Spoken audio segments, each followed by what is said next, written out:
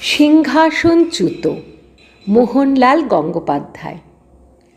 যতদিন না রোজু এসে আমাদের ক্লাসে ভর্তি হয়েছে ততদিন সমস্ত ক্লাসের ওপর আমার ছিল একচ্ছত্র আধিপত্য।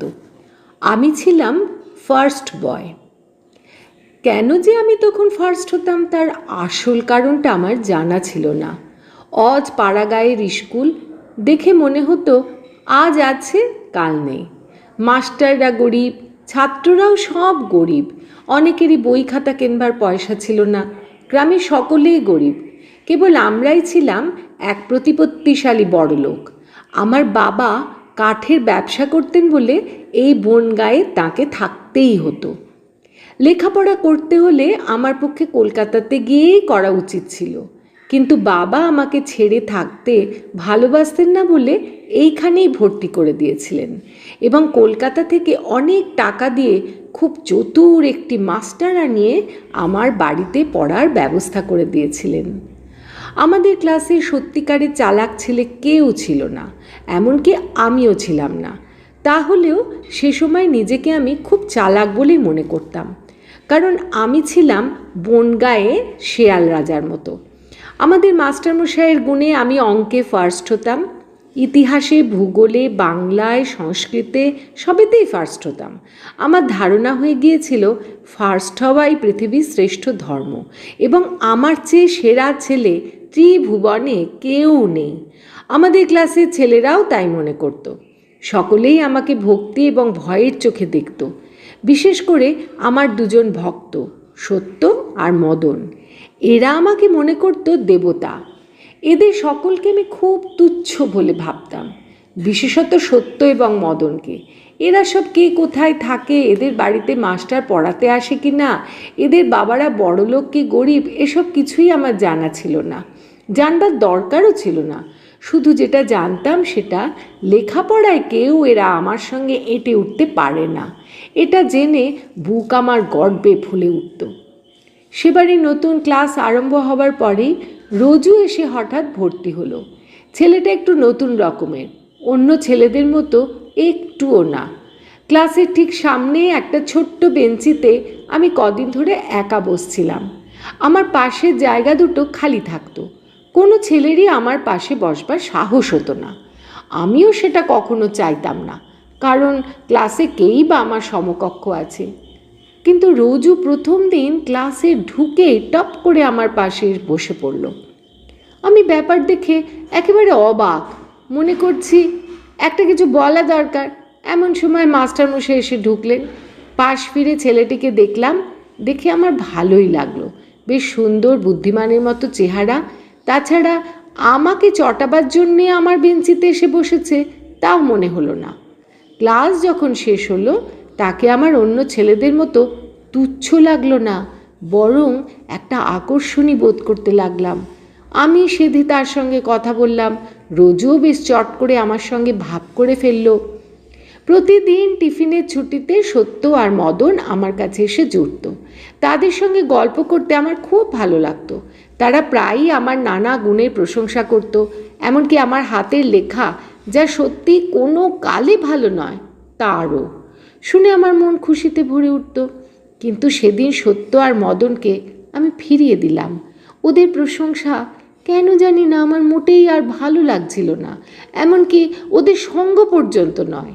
রোজুকে টিফিনের সময় দেখতে পেলাম না।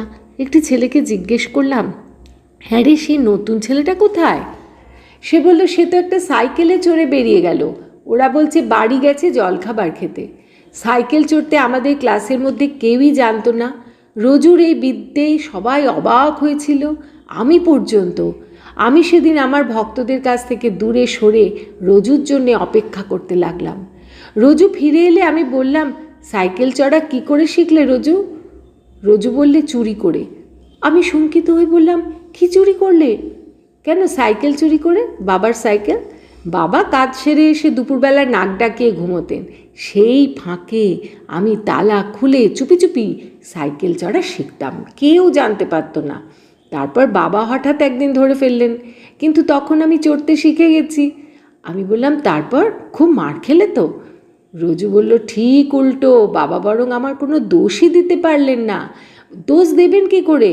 তিনি তো আমায় কোনো দিন সাইকেল চড়তে বারণ করেননি। জানতাম জিজ্ঞেস করতে গেলে নিশ্চয়ই বারণ করবেন, কাজেই জিজ্ঞেস করিনি। আমি বললাম, তুমি ভারী চালাক। রোজু বলল, বাবাও ঠিক তাই বললেন। বললেন, হাত পা না ভেঙে তুই নিজে নিজেই সাইকেল চড়া শিখে ফেললি, তুই খুব চালাক তো। আমি বললুম, দেখো রোজু, আমারও সাইকেল চড়বার ভারী ইচ্ছা। বাবাকে বললে এখনই কলকাতা থেকে আমাকে একটা সাইকেল আনিয়ে দেবেন, কিন্তু নিজে নিজে আমায় কিছুতেই শিখতে দেবেন না, আর অত চালাকও আমি নই। রোজু বলল, তোমায় আমি 5 দিনে সাইকেল চড়া শিখিয়ে দেবো। আমি বললাম, সত্যি? রোজু বলল, আমার যে নিজের সাইকেল নেই, তা নইলে তো আজই শেখাতাম। আমি বললাম, তবে ওই সাইকেলটা কার? শুনলাম সাইকেলটা রোজুর বাবার। তিনি বাড়ি ফেরবার পথে রোজুকে সাইকেলটা দিয়ে গিয়েছিলেন একটা ওষুধ কিনে বাড়িতে পৌঁছে দেবার জন্যে। সেদিন সত্য আর মদন হিংসে জ্বলে গেল। তারা দুঃখিত হলো, অভিমান করলো, অবশেষে রাগ করলো। তারপর একদিন টিফিনের সময় মদন আমায় ডেকে বলল, আচ্ছা ভাই, আজকাল তো আর তুমি তেমন করে আমাদের সঙ্গে কথা বলো না, আমাদের কি তোমার আর ভালো লাগে না? আমি বললাম, কেন? আগেও যেমন লাগতো এখনও তেমনই লাগে। কথাটা সত্যি, কারণ ওদের মুখ থেকে প্রশংসা শুনতেই আমার ভালো লাগতো। ওদের আমার কোনো দিনই ভালো লাগেনি। সেটা আমার কাছে আরও স্পষ্ট হয়েছিল রোজু আসার পর থেকে। রোজুর মধ্যে কী একটা আমি পেয়েছিলাম, তাতে মনে হতো ওই আমার বন্ধু।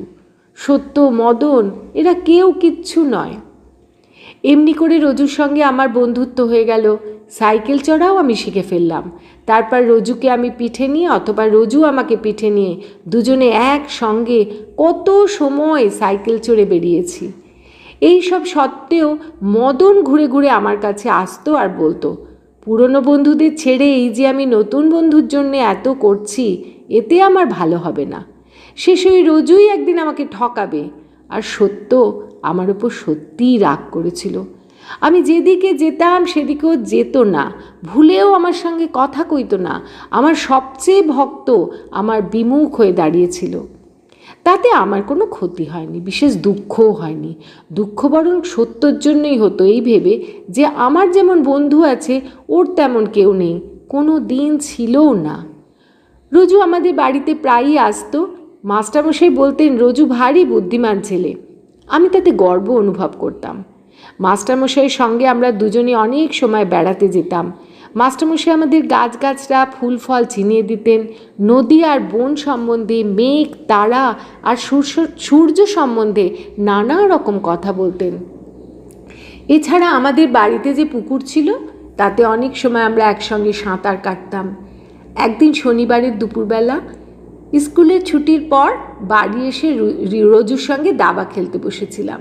খেলাটা খুবই জমে উঠেছিল। এমন সময় রোজু হঠাৎ দেওয়াল ঘড়িটার দিকে তাকিয়ে বলে উঠল, এই যা, দেরি হয়ে গেছে যে, আমায় এখনই যেতে হবে। খেলাটাকে তো এমনভাবে ভেঙে দেওয়া যায় না। আমি বললাম, বা আমি এখন জিতছি, কোথায় যাবে? রোজু বলল, সত্য আর আমি ঠিক করেছি আজ তীরভল্লির মাঠে ঝুলনের মেলায় যাব ময়না কিনতে।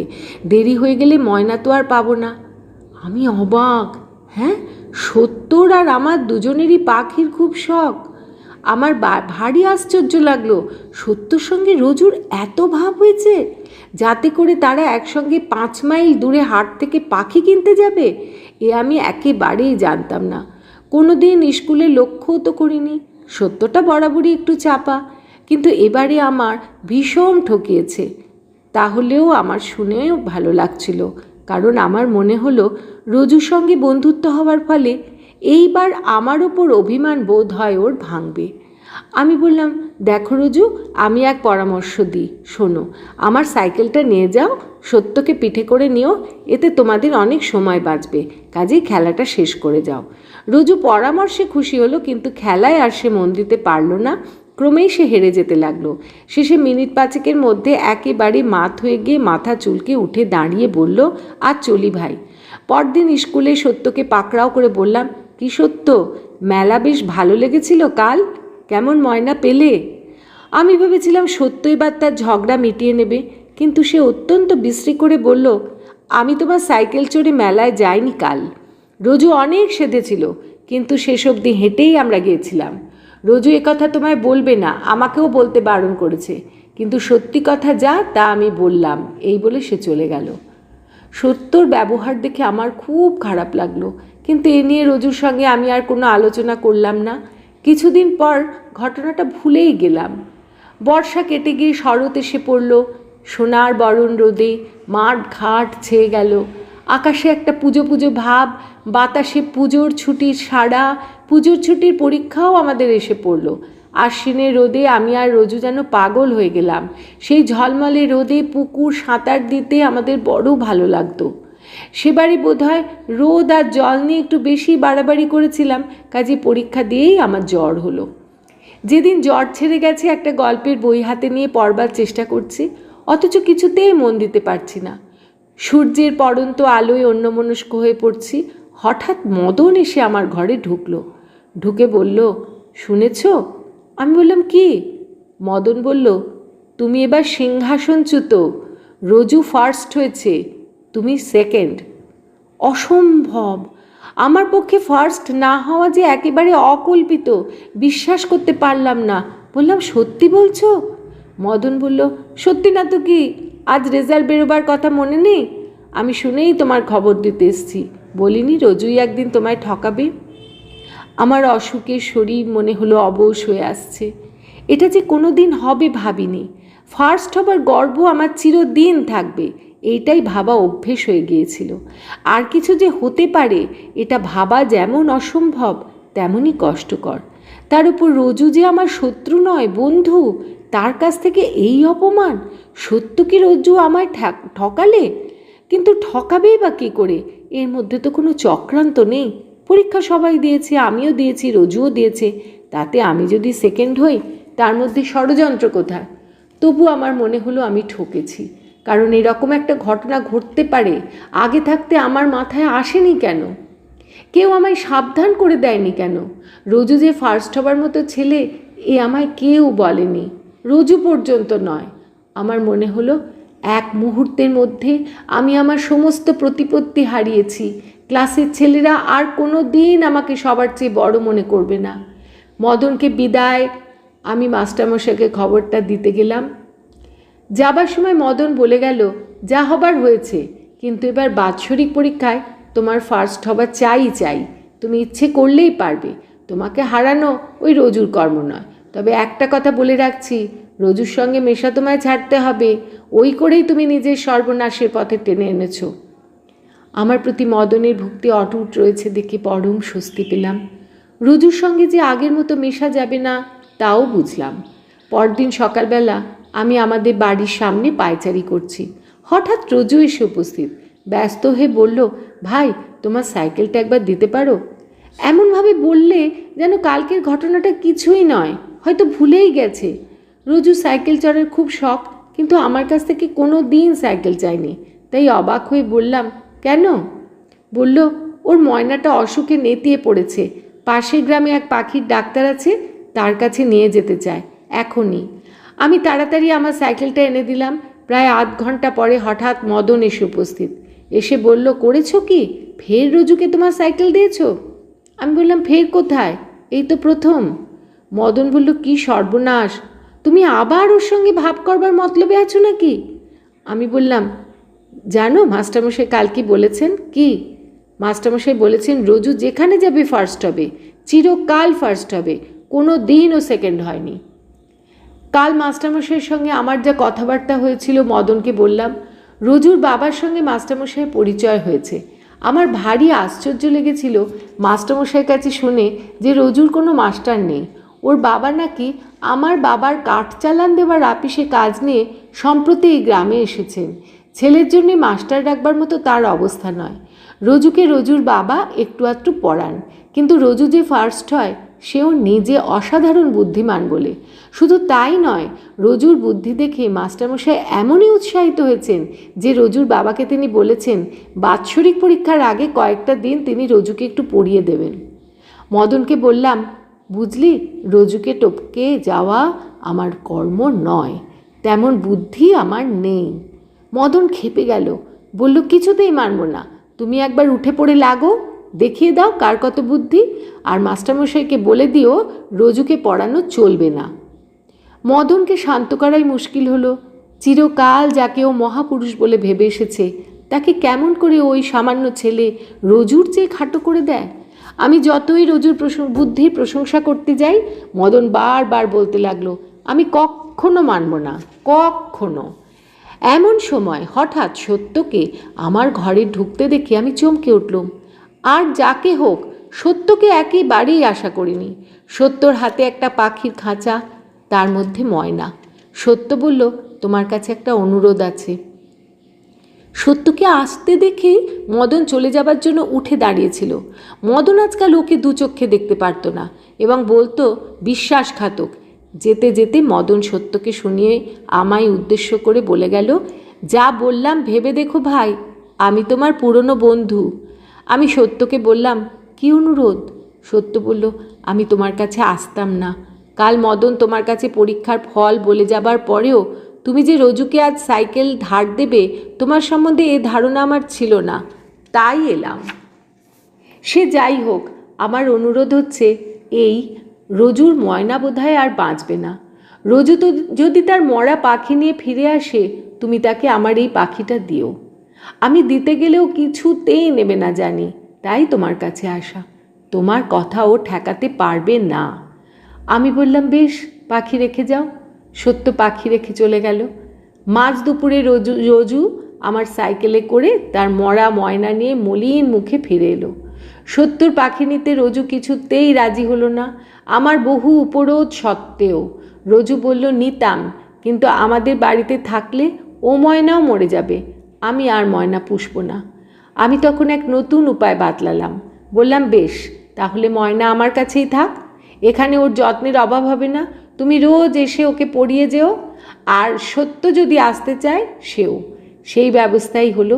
সেবার পুজোর ছুটিতে রোজু আর সত্য দুই মাস্টারের হাতে পড়ে ময়না ভারী বিদ্বান হয়ে উঠল। শেষে পুজোর ছুটি শেষ হবার আগেই ওরা দুজনে মিলে মদনের মান ভাঙাবার জন্য ময়নাকে একটা ছড়া শিখিয়ে দিল। মদন মদন মদন, এসো মোদের সদন। তখন সত্যিই মদনের মান ভাঙল। পুজোর ছুটির পর ক্লাসের সামনে 3 জন বসবার মতো যে ছোট বেঞ্চিটা ছিল, তাতে 4 জনেই আমরা ঘেঁষাঘেঁষি করে বসলাম।